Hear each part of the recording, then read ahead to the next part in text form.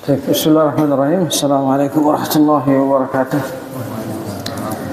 Alhamdulillahirabbil alamin wassalatu wassalamu ala asyrafil anbiya'i wa imamil mursalin nabiyina Muhammadin wa ala alihi wa ashabihi ajma'in wa tabi'ina lahum bi ihsan ila yaumiddin amma ba'd. Alhamdulillah wa fillah rahimani Allah wa iyyakum. Ya, semoga tetap cerah sampai kajian kita selesai. Dan semoga Allah Subhanahu wa taala memberikan kita kekuatan taufik untuk menyelesaikan pembahasan kita. Jadi karena mungkin agak panjang, jadi sebagian pembahasan itu kita bahas sesingkat mungkin, secepat mungkin. Kalau dia hanya butuh disebutkan per poin-poin, saya akan sebutkan poin tinggal antum baca. Nanti kalau ada yang butuh dijelaskan lebih baru kita tambah penjelasannya. Baik. Bab yang pertama adalah bab wudu. Ya, tapi sebelumnya pengenalan bukunya. Ini fikih muyassar. Fikih muyassar artinya yang memudahkan. Karena itu di sini tidak terlalu membahas masalah perselisihan pendapat, perkataan ulama ini dan itu, enggak. Mereka fokus pada poin-poin yang telah mereka kuatkan. Dan penyusunnya sendiri pun adalah beberapa orang para ulama, bisa dibaca di depannya ya, Dr. Abdul Aziz Mabruk, yang kedua Dr. Abdul Karim As-Sunaid Al-Amri, dan selanjutnya Dr. Abdullah bin Fahad Al-Sharif, dan yang keempat Dr. Fayhan bin Syari Al-Mutairi. Ya, semuanya dokter ya, profesor ya, yang menyusun. Artinya penyusun pun tidak diragukan lagi insyaallah keilmuan mereka. Kemudian ini adalah proyek pemerintah sebenarnya, proyek pemerintah kerajaan Saudi Arabia, dan buku ini dicetak di percetakan aslinya, maksudnya bukan yang bahas terjemahan yang ada sama itu. Kitab aslinya itu dicetak di percetakan Al-Quran Madinah, satu tempat. Nah, kalau ada yang sempat jalan-jalan ke sana, di bagian etalasenya itu kalau bisa masuk ke percetakan Al-Qurannya, ada pajangan buku-buku yang dicetak dari percetakan tersebut. Salah satunya kitab ini, Fikih Muyassar. Nah, dan karena dia penulisnya banyak, ya, kalau dalam sebagian kajian itu kalau kita membahas kitab, biasa kita menyebutkan qala al-muallif, berkata penulis. Tapi karena yang menyusun banyak, nggak tahu siapa yang ngomong kan gitu. Karena banyak. Jadi mungkin kita sebutkan ya tertulis dalam kitab seperti ini dan seperti itu. Baik. Bab kelima, kitabul wudu, dia bab wudu. Kata ditulis dalam bukunya terdiri dari beberapa bagian. Pertama, definisi wudu. Wudu itu dari sisi bahasa adalah pecahan dari kata wada'ah, yaitu yang bagus dan bersih. Yang bagus dan bersih atau yang indah dan bersih. Kalau secara syariat maksudnya adalah istimalul ma'i fil a'dha'il arba'ah, menggunakan air pada 4 anggota tubuh. 4 anggota tubuh ini sebenarnya adalah rukun dari wudu itu sendiri. Artinya kapan ada salah satu dari 4 anggota tubuh yang disebutkan tidak basah, maka wudunya tidak sah. Wahyal wajh wal yadan wal ra's wal rijlan, yaitu muka, kedua tangan, kepala dan kedua kaki. Ala sifatin makhsusah, dengan sifat yang khusus, artinya tata caranya khusus.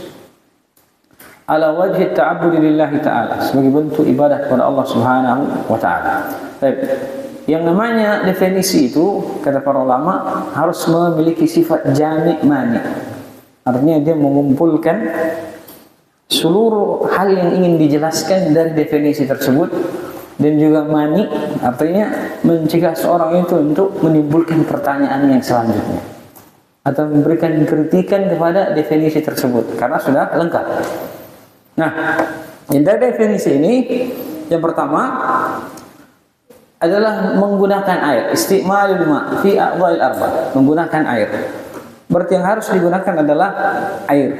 Dan mungkin kita gak ngambil pembahasan air, cuma secara ringkas, air itu menurut para ulama ada yang membaginya menjadi dua jenis dan ada yang membaginya tiga jenis. Yang membaginya dua jenis, pertama disebutkan dengan nama air mutlak.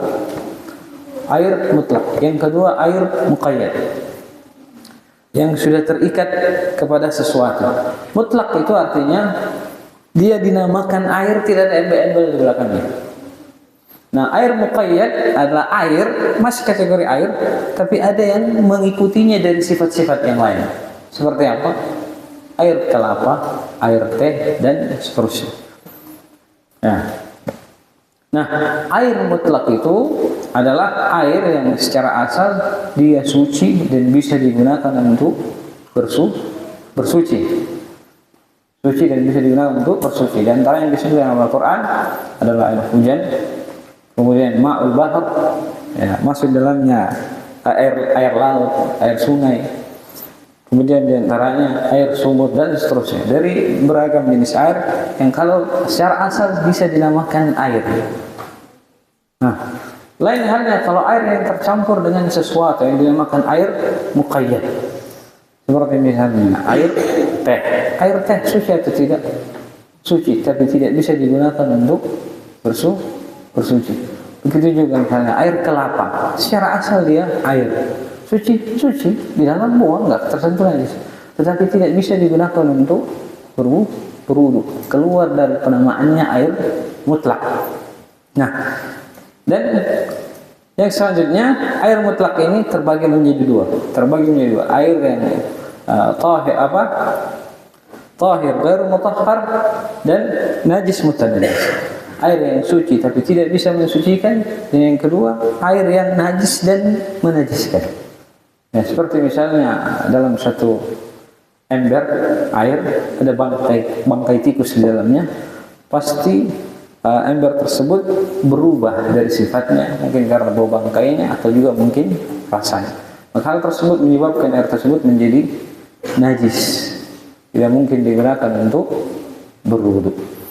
Dipahami secara umum terbagi menjadi tiga. Air mutlak, kemudian air muqayyad. Air muqayyad ini terbagi menjadi dua, tahir mutahhar, tahir ghairu mutahhar, dan yang kedua najis mutanajis, yang najis dan menajisi, sehingga tidak bisa digunakan untuk bersuci. Baik, selanjutnya fi a'dha'il arba', pada empat anggota tubuh. Empat anggota tubuh maksudnya adalah wajah. Wajah itu batasannya mana? Wajah dari sisi bahasa Arab at-tawajjuh. Tawajjuh itu artinya kita menghadap. Nah, kalau mau mengetahui batasannya wajah, kalau kita berhadapan dengan seseorang, berhadap-hadapan begini, apa yang kelihatan itulah yang dikatakan wajah dari hadapan mukanya. Nah, kalau kita berhadap-hadapan dengan orang, maka mulai dari pangkal rambut depan turun ke bawah sampai kena apa namanya nih, telinga sedikit, terus turun ke bawah sini. Itu semua bagian daripada wajah. Sehingga ketika seorang membasuh wajahnya, dipastikan semua bagian tersebut terbasuh. Dan kadang kalau kita bahasakan bahasa seperti ini kepada anak-anak, cuci muka, mereka hanya mencuci pada bagian ini muka. Kenapa? Karena ketika diajari anggota-anggota tubuh, kita kalau ajari anak anggota tubuh, dikatakan muka, ya muka ini. Kalau ditanya mana pipi, mereka katakan ini. Berarti secara asal yang mereka pahami, muka itu bukanlah pipi. Tetapi kalau dari sisi bahasa Arab, muka itu masuk di dalamnya adalah pipi. Sehingga kalau kita ajari kepada anak-anak, pastikan ketika membasuh muka juga bagian dari antaranya pipi. Nah, selanjutnya tangan sampai siku.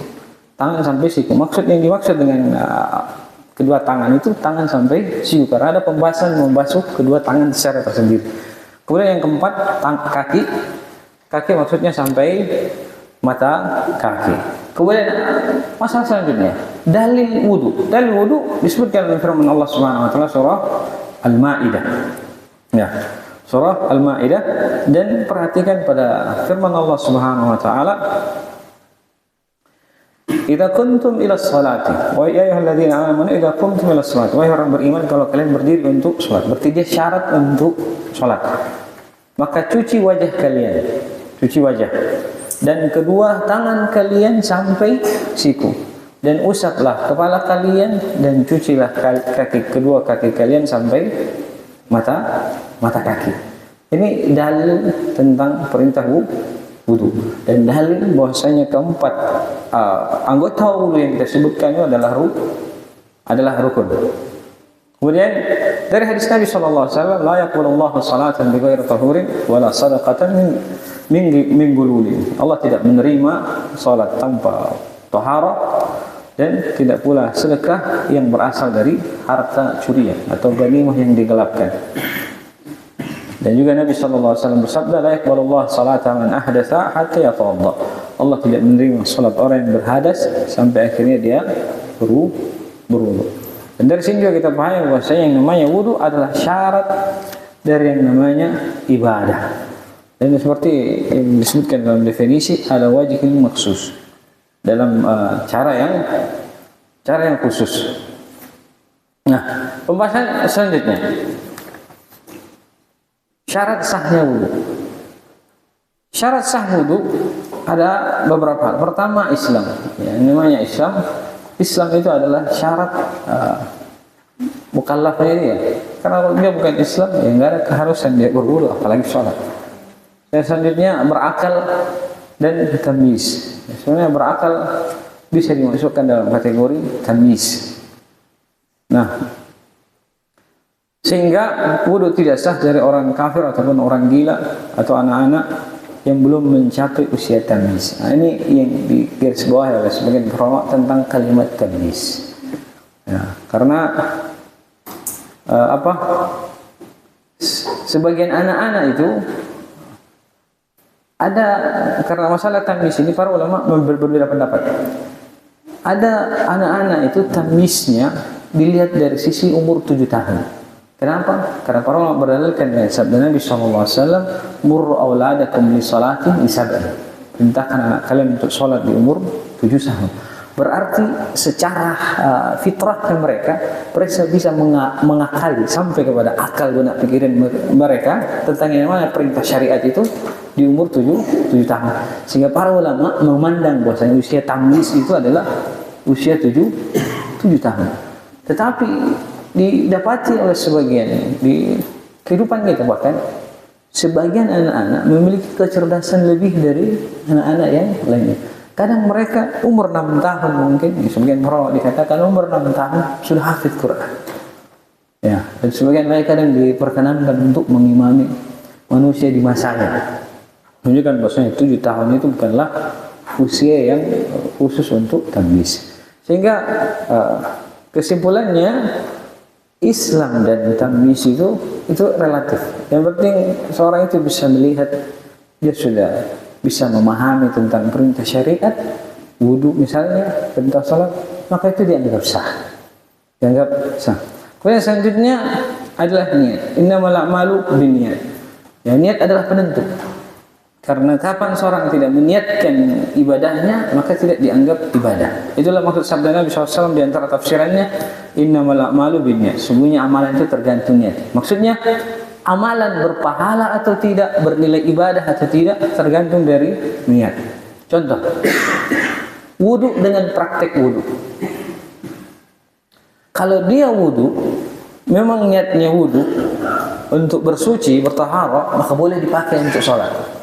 Tetapi kalau dia wudu sekedar praktek wudu di sekolah misalnya, maka secara asal tidak boleh dipakai untuk sholat, karena sekedar praktek bukan untuk bertaharah. Sama misalnya begini, saya ingin mandi, saya mengantuk. Karena saya mengantuk, saya pergi ke WC misalnya, ke toilet atau ke wastafel, ngapain ke toilet? Ke wastafel, saya mencuci muka. Karena saya mencuci muka, biarlah yang lain juga karena sedikit agak gerah, saya mencuci anggota wudu. Dia mencuci anggota wudunya dan juga mukanya tanpa niat tahar. Niat awalnya adalah menghilangkan kantuk. Maka wudu tersebut tidak sah untuk dipakai sholat. Tetapi kalau dia berusaha menghilangkan ngantuknya, sekalian saya bertaharah, berwudu, maka asalnya wudunya boleh dipakai untuk sholat. Itu maksudnya innamal a'malu binniyat.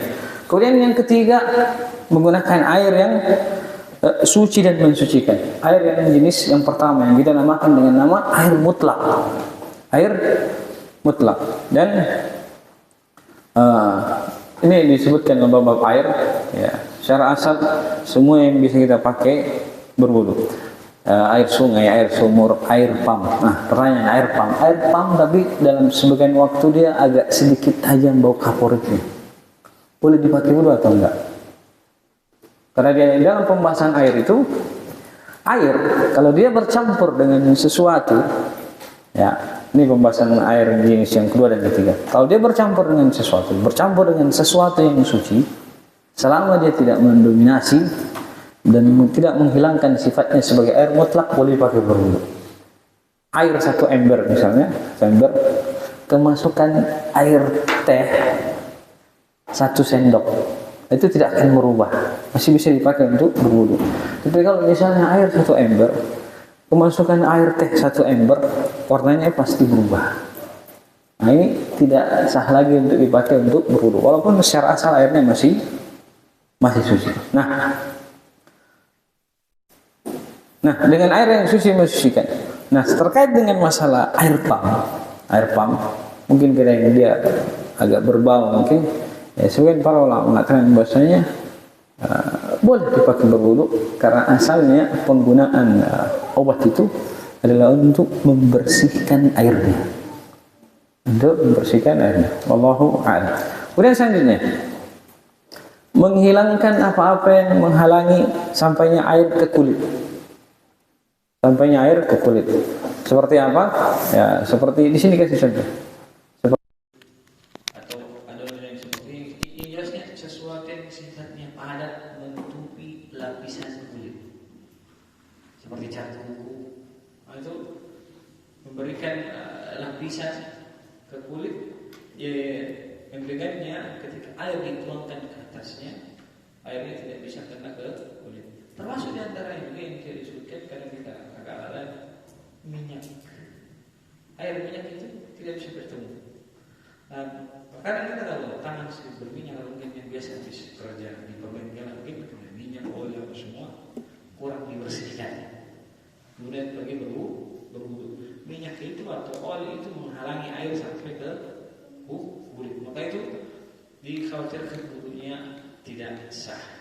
Bagaimana dengan tato? Ini gimana Pak? Tato. Yang kita tahu ya, tato itu pewarnaannya ditaruh di bawah kulit. Benar. Tato itu kan di bawah kulit. Berarti kalau begitu wudunya sah atau tidak? Sah. Karena yang diinginkan air menyentuh kulit dan tidak ada yang menghalang. Ada pun tato dia asalnya di bawah kulit. Jadi kalau ada orang yang bertato dengar ini, ya, janganlah disiksa diri dengan cara dibakar atau apa agar menghilangkan tatonya, takut ibadah wudunya tidak sah, mungkin atau mandinya tidak sah. Ya, jangan seperti itu. Karena secara asal warna itu berada di bawah kulit. Selama air menyentuh kulitnya itu sah, baik mandi ataupun wudu. Kemudian selanjutnya istijmar atau istinja. Istijmar itu bersuci menggunakan batu, dan istinja itu bersuci dengan menggunakan air. Ya, secara asal yang paling afdal adalah menggunakan air. Kecuali pada Hanafiyah, mereka secara asal lebih afdal menggunakan batu. Ada seorang ustaz pernah cerita waktu sempat belajar di Pakistan, di sana pendapatnya Hanafi, katanya WC-nya itu dinding-dindingnya itu penuh dengan congkel. Nah, yang mereka congkel buat istijmar, karena mereka menganggap bahwasanya lebih afdal menggunakan batu ketimbang air. Ya. Dan itu hal yang dimaklumi kepada di mazhab Hanafi, karena mereka dikatakan para ulama tidak banyak dalil yang sampai kepada mereka, sehingga mereka sebagiannya itu kebanyakan bahkan mengambil dengan cara ijtihad, berpendapat dengan ijtihad, dan itu pun ijtihadnya bukan ijtihad yang asal-asalan. Imam Abu Hanifah itu kalau beliau mengambil suatu kesimpulan pendapat, kumpul dulu semua muridnya atau ulama yang sezamannya yang sependapat dengan beliau. Setelah itu beliau tanya kepada mereka, bagaimana menurut kalian tentang perkara begini? Nah, kalau semuanya tidak ada yang menjawab, beliau kasih jawaban. Nah, kalau perkara seperti ini, menurut saya jawabannya adalah A, B, dan C. Semua sepakat. Beliau keluarkan lagi. Tapi perkara ini sebenarnya ada kritikannya dalam masalah ini. Sampai semuanya itu bisa merasa terpuaskan dari apa yang beliau rahimahullah Abu Hanifah kemukakan.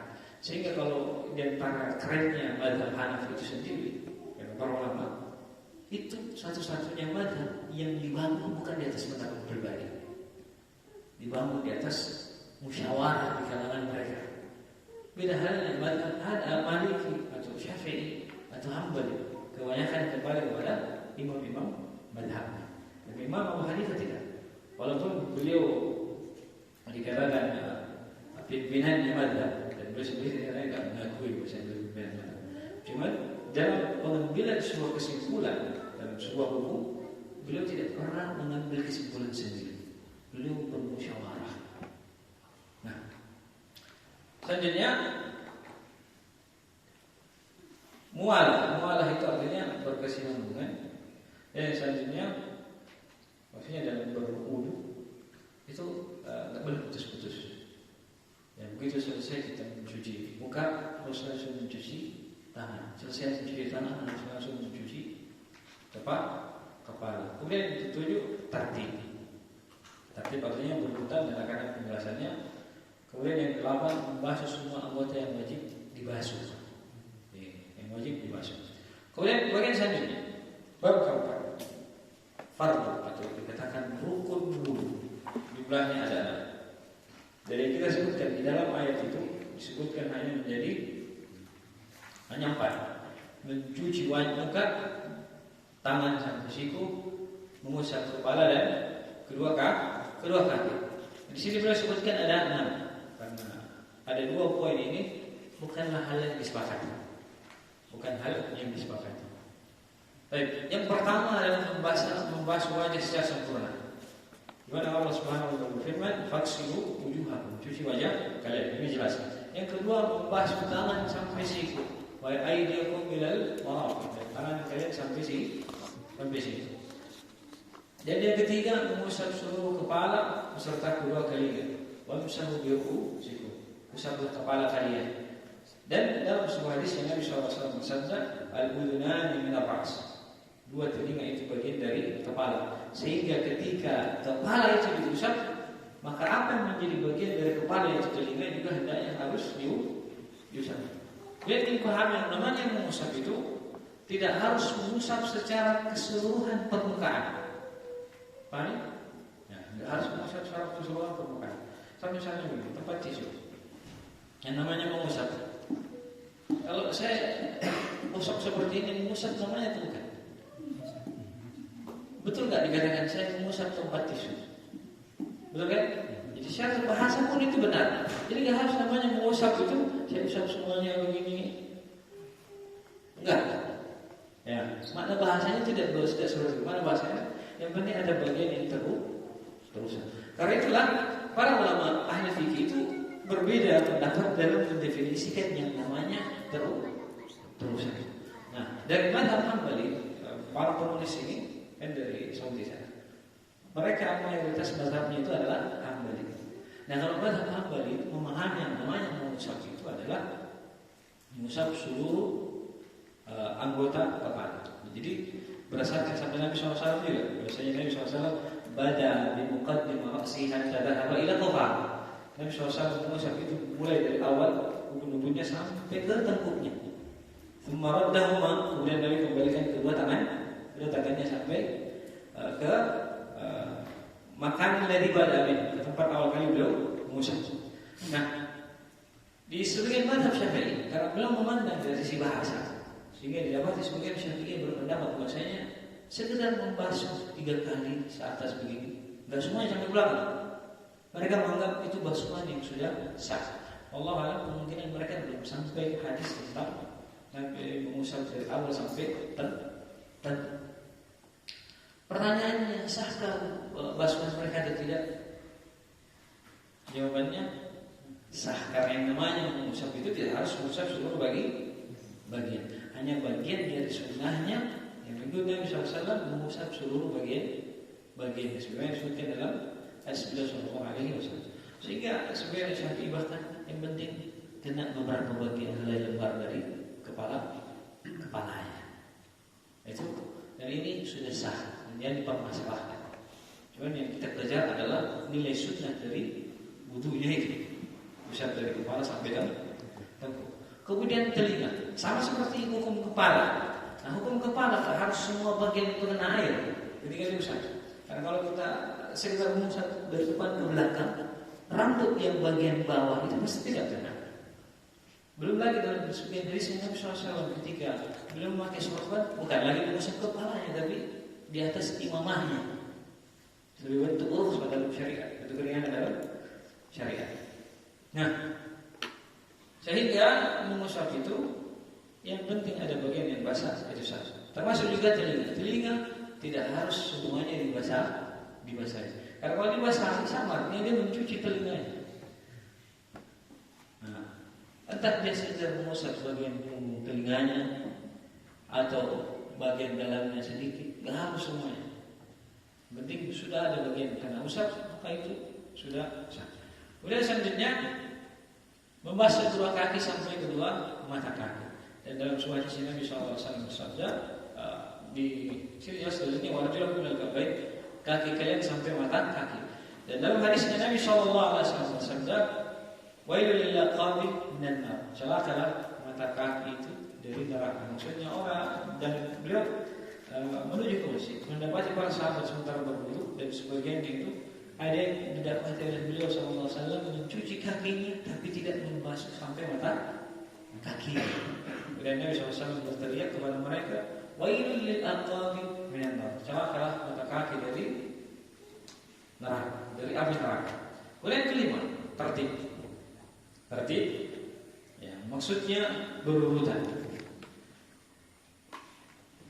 Berurutan. Maksudnya pertama sesuai urutannya. Mencuci muka dulu, kemudian mencuci kedua tangan, kemudian mengusap kepala dan mencuci kaki. Jangan mulai berwudu, saya cuci kaki dulu. Karena ada sebagian di kalangan kaum muslimin ya, belajar tariqat atau apalah gitu, filsafat sebagiannya ya, tercampur filsafat. Ada yang memunculkan pertanyaan-pertanyaan aneh. Kalau kita wudu, apa yang harusnya pertama dibasuh?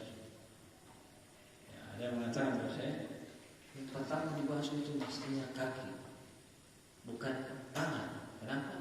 Karena yang paling kotor itu kaki. Kaki pakai menginjak tangan kemana-mana jalannya. Yang harus pertama kali dicuci adalah kaki. Sehingga dalam sebagian ritual ibadahnya itu, mereka sebelum berwudu cuci kaki dulu, baru mulai cuci tangan dan seterusnya. Ini terlalu berperasaan, terlalu mengakal-akali syariat. Ya, syariat kita sebenarnya diikuti. Sebagaimana kata Ali bin Abi Thalib radhiyallahu anhu, "Law kana ad-din bil-ra'yi, lakana asfal al-khuffi awla bil-mas'i min a'la." Dikata agama itu dengan akal pikiran, hukum mengusap di atas sepatu itu kata beliau lebih benar kita mengusap di bawahnya sepatu timbang di atas tasnya. Jadi kata agama itu pakai akal. Tetapi agama itu mengikuti Nabi SAW dan mencontohkan mengusap di atas sepatu yang bukan di bawah sepatu. Demikian pula berwudu, mencuci kaki. Ya, diakhirkan tidak perlu dicarikan alasan bahwasanya dia harus dicuci paling pertama. Begitu juga sebagian yang lain mengatakan bahwasanya kalau seorang batal wudunya karena berhadas, buang air misalnya, maka yang benarnya jangan dia langsung berwudu, tapi dia harus istinja dulu, cebok dulu baru berwudu dengan segala pertimbangannya, alasannya. Ya, bahwasanya karena salah satu alasannya masa yang salah yang belakang, tetapi yang harus membersihkan diri adalah anggota wudu. Nah, ada salah satu penceramah yang mengatakan Ya hilang. Emang kalau orang buang angin gitu, yang malu mukanya apa? Yang di belakang, pasti mukanya yang malu. Karena yang dicuci mukanya bukan yang di belakang. Jadi lain yang berbuat lain yang bertanggung jawab. Itu diakal-akalin saja, akal-akalin.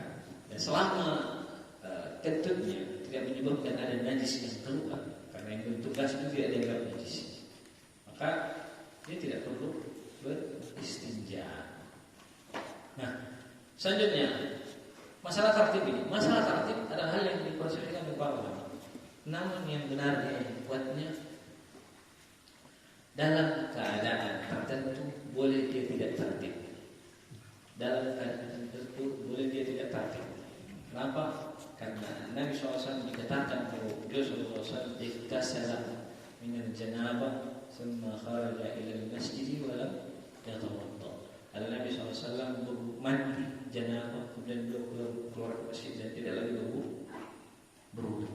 Sehingga dari hadis ini kata para ulama dipahami darinya orang yang mandi dan dia membasahi seluruh anggota tubuhnya, dan ketika membasahi seluruh anggota tubuhnya di dalamnya ada niat berwudu, wudunya sah.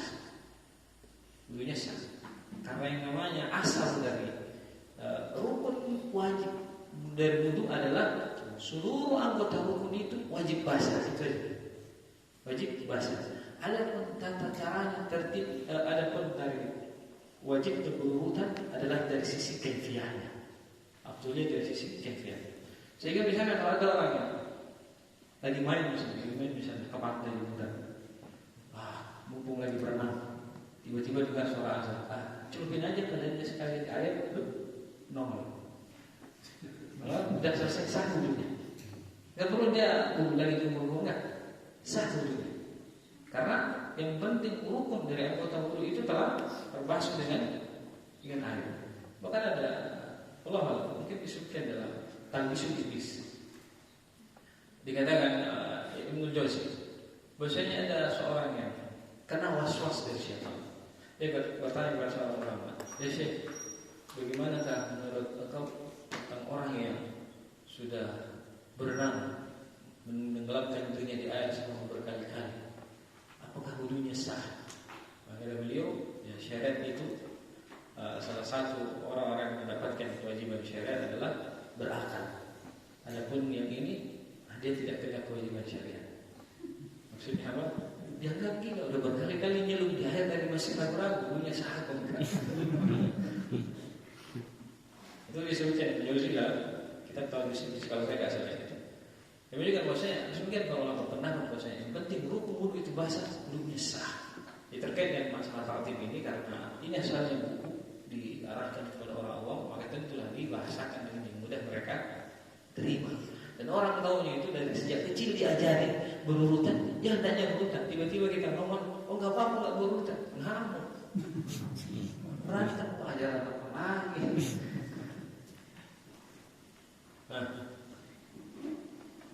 kemudian yang selanjutnya mualah. Mualah itu kita sini tadi adalah harus berkesinambungan, harus berkesinambungan. Dan ini juga dalil yang mereka gunakan tentang wajibnya tartib. Bahwasanya Nabi sallallahu alaihi wasallam ra'a rajulan yusalli wa fi dhahri qadamihi lum'atun qadru dirham. Ya, bahwasanya Nabi sallallahu alaihi wasallam melihat seorang salat dan di punggung kakinya itu ada satu titik seperti sebesar dirham yang tidak kena air. Fa'amaruhu ayyu'idal wudu. Maka Nabi SAW perintahkan dia untuk mengulangi wudunya. Ya karena ini dari yang digunakan mereka bahasanya harus mualah. Andai kata tidak harus berurutan, maka Nabi SAW tidak harus berkesinambungan, maka Nabi SAW pasti perintahkan sekedar cuci aja bagian itu, nggak usah wudu dari awal. Jawabannya bahwasanya ini adalah hal yang diperselisihkan tentang masalah jarak berapa lama seorang itu boleh memutus anggota wudunya sebelum dia membasuh wudu yang anggota wudu yang lain. Lalu, jika dia wudu tiba-tiba datang temannya, bayar utangmu yang 100 kemarin. orang lagi cuci tangan nih, aduh, pas dia berhenti kan, shock, aduh ditarik utang saya, nggak bisa terasa, sakit, ditarik utang.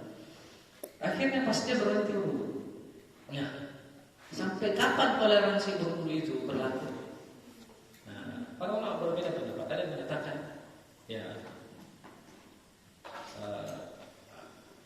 kesimpulannya adalah selama anggota wudu yang dibasuh itu belum kering, maka masih memungkinkan dia untuk membasuh anggota selanjutnya. Jadi misalnya setelah kompor tunggu ya, saya sudah ada, tapi lagi nggak bawa. Selesai sholat nanti habis sholat baru kita ambil. Nah, ketika temannya pergi dan anggota tubuh wudunya ini masih basah, masih boleh dia lanjutkan. Tapi kalau temannya pergi dan anggota wudunya kering, maka dia wajib mengulang. Wajib mengulang. Nah, ada pun dalam hadis ini, walaupun kelihatan yang akhirnya kakinya masih basah, kakinya masih kelihatan basah. Artinya wudunya belum kering. Dan Nabi SAW memerintahkan mengulang karena ada bagian yang tidak basah. Ya Allah Allah, zahirnya adalah bentuk tarbiyah. Ya, Nabi SAW mengajarkan tarbiyah. Orang yang seperti ini lebih bagus dia diajari mengulang wudunya dari awal agar di kemudian hari dia lebih tertanam dari sisi pendidikan. Ya Allah Taala. Kemudian yang kelima, sunnah wudu.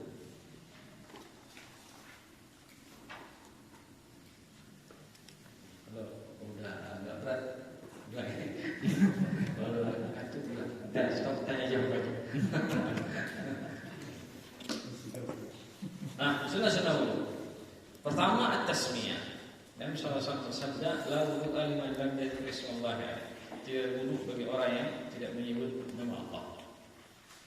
Tidak boleh bagi orang yang tidak menyebut nama Allah. Karena para ulama yang benar tasmiyah adalah sunnah. Karena sebagian ada yang berpendapat bahwasanya dia wajib karena lafaz sabda Nabi SAW la wudu'a, tidak ada wudu. Ada yang menafsirkan tidak ada wudu di sisi lain, tidak ada wudu yang sah. Namun yang benar tidak ada wudu yang sempurna sesuai sunnah tanpa mengucapkan bismillah. Nah, masalahnya kalau kita berwudu di kamar mandi, bolehkah kita bismillah dalam kamar mandi? Karena secara asal tidak boleh berdiri di dalam kamar mandi.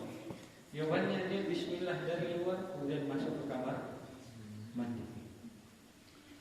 Nah, kalau misalnya dia buang hajat, ya dia keluar dulu, baru bismillah di luar, baru masuk lagi untuk berwudu. Baik. Yang selanjutnya bersiwak. Kata Nabi SAW, "Laula nasyqa ala ummati amartuhum bisiwak."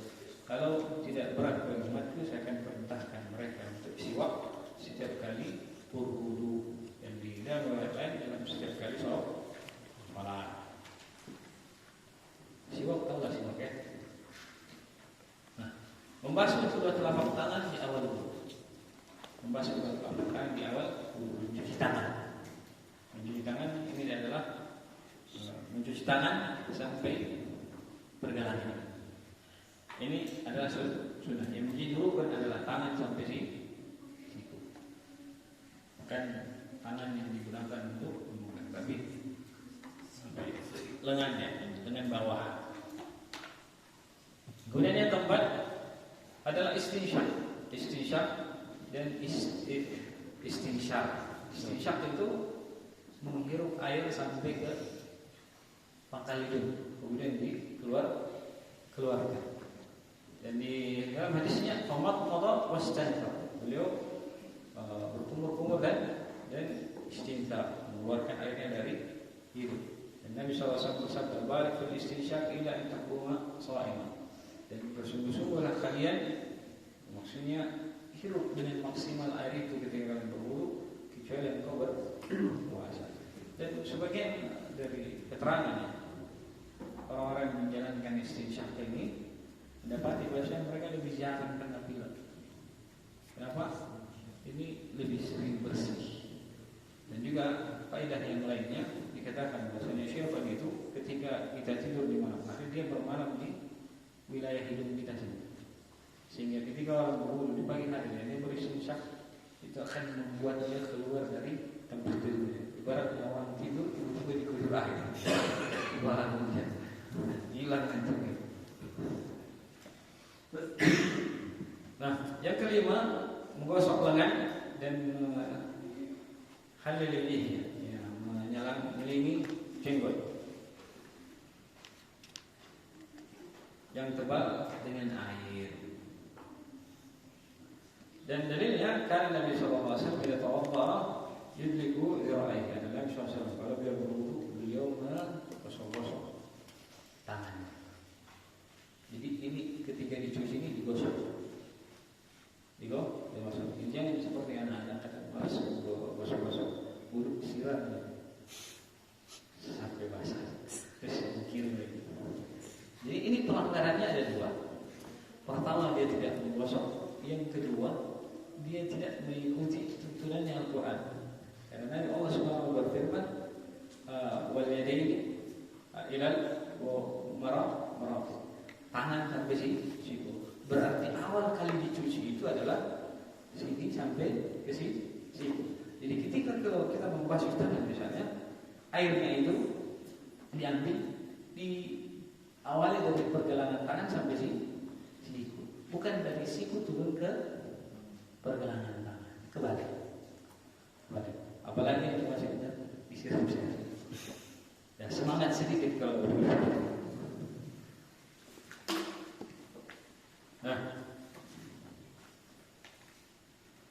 selanjutnya di antara sunnah adalah mendahulukan anggota yang kanan dari yang kiri. Nabi SAW umum disebut Nabi SAW dalam hadis Nabi SAW, karena Nabi SAW yuhibbut tayammuna fi tanaqqulihi wa tarabbulihi wa tuhurihi wa fi sya'nihi. Nabi SAW itu senantiasa cinta untuk mendahulukan yang kanan ketika beliau memakai sandal atau menyisir rambut atau bersuci dan dalam segala urusan beliau. Maka termasuk ketika beliau berwudu ataupun mandi. Dalam sunnah mandi yang kita sebutkan, di antaranya setelah berwudu adalah menyiram yang pertama sisi kanan lalu sisi kiri.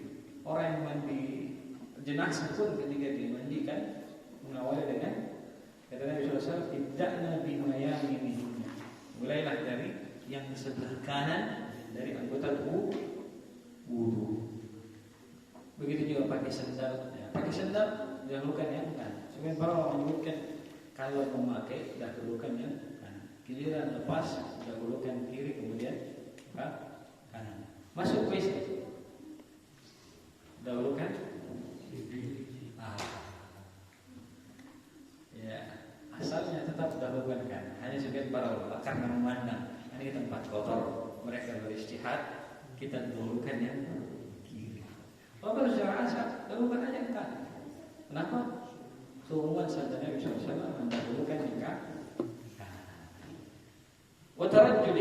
Tarajuli bersisirnya Nabi SAW.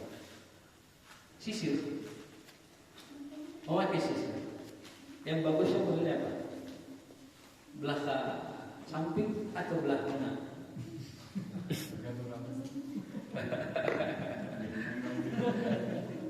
Nah, jadi asalnya dia kalau mungkinnya asalnya dia menyisir rambutnya ke arah kanan sesuai sabda Nabi SAW di tarajuli. Nabi SAW sesuai hadis Nabi SAW bahwa beliau menyukai mendahulukan yang kanan termasuk menyisir. Maka ketika dia punya rambut yang kalau dia mau pakai model ya sisirnya ke arah kanan. Tapi saya tidak pede. Saya belahnya ke kiri. Jadi kalau ternyata kamu sukanya kiri, minimalnya ketika pertama kali disisir, sisir dulu yang bagian kanan. Bagian kiri. Tapi sunnahnya belah tengah. Jawabannya sunnah belah tengah itu ada di masa Umar bin Khattab. Dan beliau menjadikan bahasa yang belah tengah itu adalah biarkan dia menjadi ciri keputusan kaum muslimin ketika beliau radhiyallahu anhu menaklukkan Roma kalau nggak salah begitu. Jadi seorang Romawi. Jadi beliau perintahkan agar orang muslim itu bersisir dengan membelah tengah. Itu datang di masa Umar bin Khattab. Nah, yang selanjutnya yang dipahami sunnahnya memanjangkan rambut supaya bisa bersisir. Kalau kau botak akan karena misalnya ada orang yang punya penyakit, ya kalau semua Allah lindungi kita punya masalah kebotakan, maka di antara yang benar adalah dia berobat supaya terbunuh. Kenapa? Di sana ada sunnahnya sisir. Dan juga Nabi SAW bersabda, "Mengkana sya'ar paling primo." Siapa yang punya rambut, hendaknya dimulakan rambutnya. Oleh karena itu, di antara bentuk memulakan rambut, kita pakaikan sisir, pakai minyak rambut, ya pakai sampo lah juga tentunya. Ya. Sebagai bentuk menggunakan rambut mengikuti sunnah Nabi SAW. Adapun masalah botak itu sunnahnya ketika orang itu umrah ataupun haji. Hanya itu yang disebutkan dalam hadis. Baik, selanjutnya membasuh 3 kali. Membasuh 3 kali.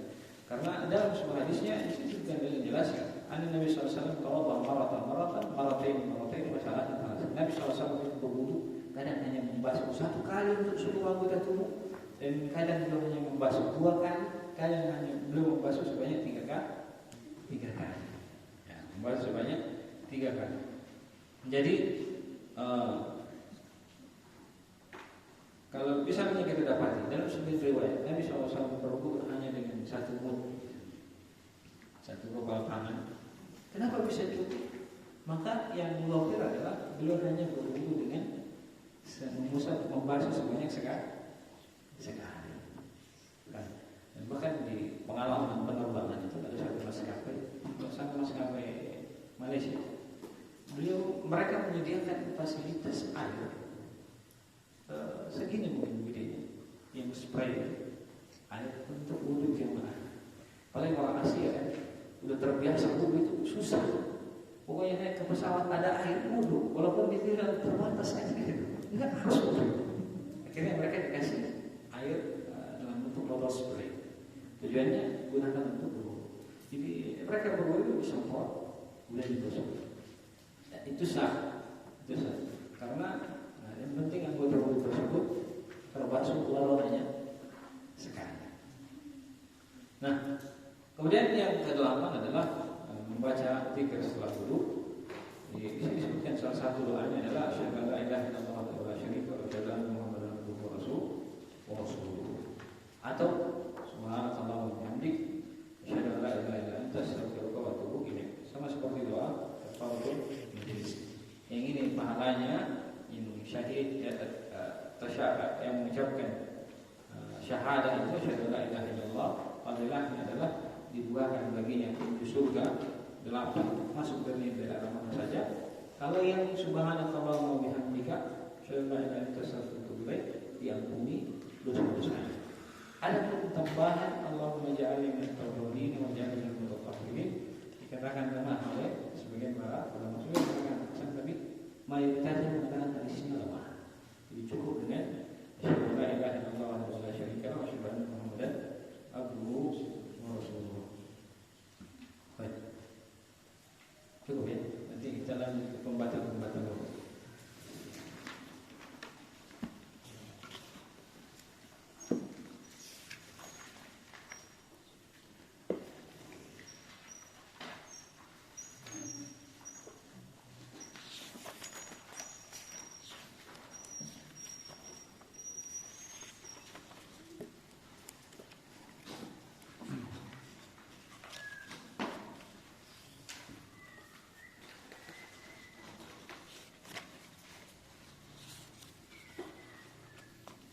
Habis berapa lembar?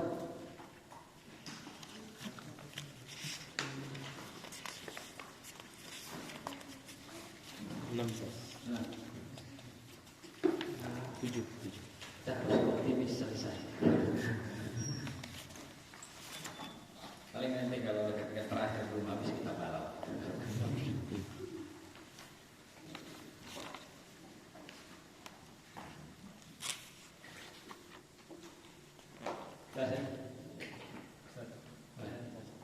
Terkait tadi zikir setelah wudhu, kan tadi ada 2 zikir ya.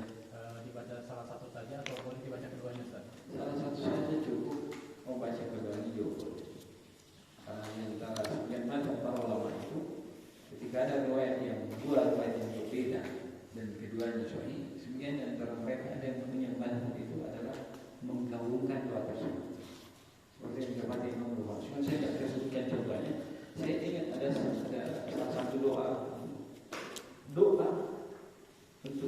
kelihatan dua lafaz doa yang berbeda, dan beliau disebutkan beliau cenderung menggabungkan doa tersebut dibaca di waktu yang Allah.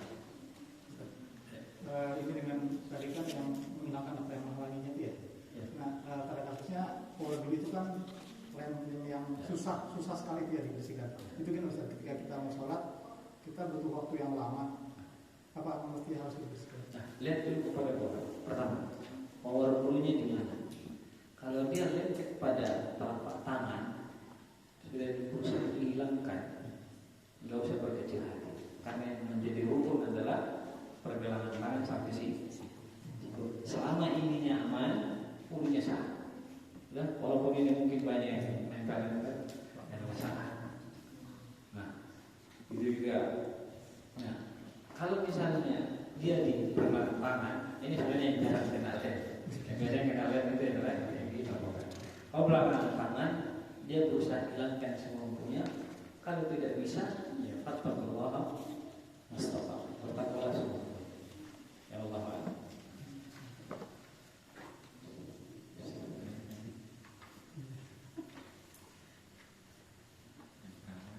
Ustaz, mengenai itu wudu apa namanya disunahkan 3 kali itu, misalnya tangan itu satu kanan satu kiri atau langsung kanan 3 kiri 3? Nanti ada disebutkan di akhir pembahasannya, karena beliau ini antara hal yang kurang itu mereka hanya menyebutkan poin, tidak menyebutkan tata caranya. Nanti kita akan sebutkan di akhir tadi tata caranya itu seperti ini.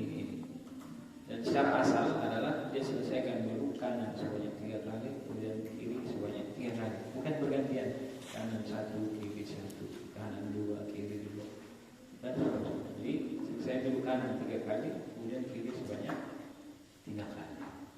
Terus bagaimana kadar ukurannya 1 kali atau 2 kali? Kan apalagi kita berwudu pakai keran, ini kan mengalir. Lain halnya kalau kita berwudu menggunakan dayung, air dituang ke tangan, digosok-gosok, kan jelas 1 kali. Tapi kalau kan airnya mengalir, kapan ukuran 1 kali 2 kali? Ya jawabannya dialah yang tahu. Digosok tangannya sampai penuh, dipastikan semua basah, udah cukup sekali. Kemudian dia ulang lagi, pastikan banyak karena 2 kali dan seterusnya.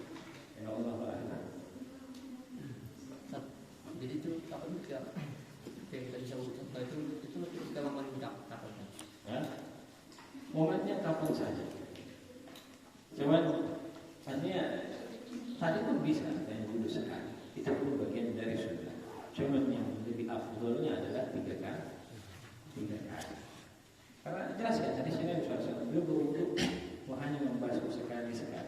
Kadang 2 kali, dan 3 kali, 3 kali.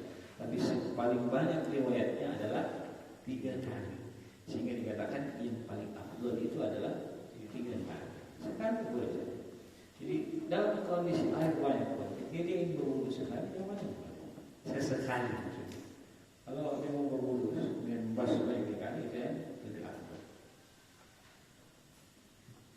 Allah. Silakan. Kalau misalnya kita wudu nih, jadi itu ada yang bertanya atau berbicara ketika wudu. Kemudian yang pertama, yang kedua, apakah ada sunnahnya ketika membaca doa setelah wudu itu mengatakan? Ya, jawabannya berbicara dengan wudu, kesimpulannya boleh. Ya, nggak harus ya. Ada sebagian doa yang dikatakan misalnya ada seorang entah nabi atau sahabat itu berwudu, kemudian ada sahabatnya yang mengajak berbicara. Ya, setelah itu masih tetap dilanjutkan wudu. Kesimpulannya berbicara dengan wudu itu boleh. Kemudian selanjutnya masalah angkat tangan ketika wudu. Jadi secara umum dipahami, secara asal mengangkat tangan itu adalah sunnah ketika berdoa. Secara asal umumnya begitu, angkat tangan ketika berdoa. Kecuali kata para ulama pada zikir-zikir yang sudah ada tempatnya. Pada zikir-zikir atau doa-doa yang sudah ada tempatnya. Seperti misalnya doa yang kita baca setelah mendengar azan. Nabi SAW mengajarkan kita Allahumma rabb hadhihi ad-da'wati at-tammah. Ini sudah ada tempat. Kalau kita angkat tangan, jawabannya tidak, karena sudah ada tempat juga setelah wudu. Ini diajarkan membaca doa setelah wudu. Sudah ada tempatnya? Sudah. Tapi bahasanya tidak menyukai. Nah, ada pun doa-doa yang tidak ada tempat khususnya, boleh kita mengangkat tangan karena keumuman dari hadis Aisyah Rasulullah SAW beliau mengangkat tangan. Tidak pada momen-momen tertentu yang isinya sudah ada doa-doa khusus. Sama seperti misalnya ketika Nabi SAW mengajarkan kepada Abu Bakar doa di akhir sholat beliau, Allahumma inni zalamtu nafsi dzulman katsira, atau kepada Mu'adz bin Jabal, Allahumma inna nadzikruka wa syukrika wa husni ibadatik, yang baca di luar sholat, maka asalnya tidak angkat tangan karena sudah ada tempatnya. Nah, kalau dia doa yang dibaca di luar dari tempatnya, ya, karena hajat yang disukai, silakan angkat tangan. Allah Akbar. Dan kalau anggota wudu ada lukanya, apa harus dibasuh juga? Kalau anggota wudu ada lukanya, ya ada lagi yang ada pembahasan. Saya kata Pak pembahasan ini atau di sebelumnya yang tidak kita ambil dalam kemudian tentang mengusap di atas perban. Jadi kalau mengusap di atas perban itu boleh, maka artinya boleh kita berwudu dengan keadaan tidak membasuh di atas luka yang tidak boleh kena air. Luka yang tidak boleh, boleh. Dan namanya juga uzur. Bahkan dikisahkan ada seorang sahabat itu dalam peperangan beliau luka kepalanya. Bertanya kepada sahabat yang lain, luka pimpinan mereka itu berjihad. Bertanya tentang saya ini kena junub karena saya punya luka di kepala saya nggak bisa kena air. Sahabat itu berkata, oh enggak, kamu harus mandi. Maka ketika mandi mati. Maka kata Nabi SAW, katalah, ya dia telah membunuh saudara. Kenapa dia tidak mendapat?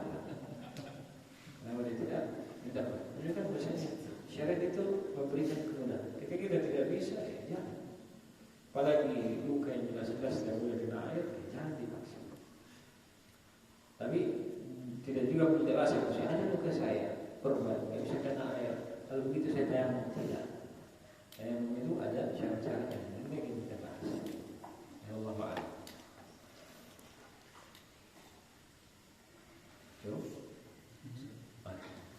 Sebelum wudu lupa baca basmalah kan? Apakah harus mengulang atau? Sebelum wudu lupa membaca basmalah. Inilah tujuannya kita membaca bab ini karena kita tahu apa yang namanya hukum, apa yang namanya wajib, apa yang namanya sunnah. Membaca basmalah adalah bagian dari sunnah. Kalau sudah terlewat, tidak ada masalah. Kecuali rukun tidak mungkin kita lewatkan, mungkin kita skip karena tidak sah.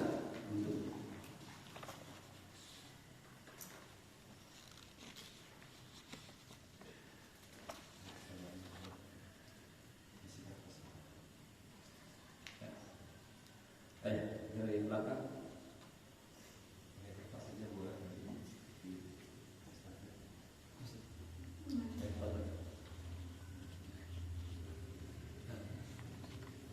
Ada dua hadis yang sebenarnya pengen dapetin sebab karena Nabi SAW bertawaf di sholat berwudu setiap kali sholat, dan ada juga yang Nabi juga menggunakan beberapa kali sholat. Ingin mendapatkan dari Ustaz itu ingin dapat ilmu baru Ustaz, mungkin buat teman seperti yang hanya kita pakai untuk beberapa sholat dan kan seperti apa yang lebih bagus kita setiap kali wudu. Kemudian yang kedua Ustaz, dari kontemporer mungkin untuk keadaan wudu dengan khuf Ustaz, dengan sepatu, mungkin itu keadaan seperti apa yang pantasnya kita pakai itu dan tidak. Baik. Jadi yang pertama sebenarnya kembali kepada orang tentang masalah mau dia wudu setiap kali sholat atau dia sekali wudu untuk beberapa kali sholat. Itu asalnya semuanya boleh untuk kita kerjakan. Pembahasannya luas. Karena ketika disebutkan Nabi SAW mengerjakan ini, yang paling pertama disepakati adalah sunnah yang boleh diikuti. Nah, sehingga dalam mengerjakannya seorang itu melihat apa yang masalah bagi dirinya, masalah bagi dirinya. ambil contoh ya, karena saya paling banyak yang mendapati kasus ketika di Masjidil Haram. Orang di Masjidil Haram, ketika dia musim Ramadan, kalau dia masuk sebelum maghrib, begitu dia keluar setelah maghrib, itu nggak akan bisa masuk lagi kecuali nanti setelah tarawih. Maka ketika itu yang mana afdal bagi dia? Tentulah perlu satu kali untuk beberapa waktu sholat. Tapi kalau dia dalam kondisi lapang dan dia ingin memperbarui hidupnya waktu terbatas, maka kita mengapa dia untuk berwudu? Itu juga bagian dari sunnah. Sehingga orang melihat kondisinya yang lapang bagi dia, yang lebih menenangkan bagi dia. Karena dalam sebagian kajian kita sudah ingatkan, sebutkan bahwasanya ibadah itu yang paling harus kita perhatikan adalah rohanya nafsu, ya, ke lapangan hati kita untuk mengerjakannya. Ada kalanya dalam sebagian keadaan, ini kan saya masih sahur, masa saya harus wudhu lagi. Ada kondisi di masa kita mungkin sampai pada titik seperti itu, sehingga apa? Timbul rasa jenuh dalam sebuah ibadah. Ketika kondisinya seperti itu, tidak mengapa dia wudhu hanya sekali untuk beberapa waktu sholat, kalau dia sanggup. Tetapi ada kalanya sebagian keadaan dia butuh untuk memperbarui wudhunya untuk menyegarkan dirinya sebelum dia menghadap kepada Allah Subhanahu wa Ta'ala. Jadi kembalinya semua kepada Allah yang lebih bermaslahat bagi hati dalam ibadah tersebut. Yang tadi kedua, Musa. Insya Allah akan ada pembahasan nanti. Di COVID